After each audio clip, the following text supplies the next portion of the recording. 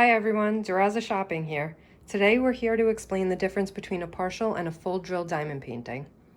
This diamond painting here, that has beautiful dandelions and a butterfly, this would be considered a partial drill. The reason this is a partial drill is because you can see right here, down here a little bit, and the butterfly up top are going to be the only spots that we are putting diamonds. When a partial drill is finished, it looks like this. Just has diamonds here, but the black background is left alone. As for a full drill diamond painting,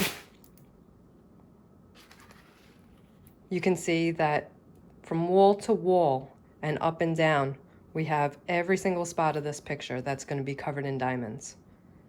When this one's done, it looks like this. Every spot on it is completely covered. Stay tuned for more instructional and new product updates from Durazza Shopping. Like and subscribe.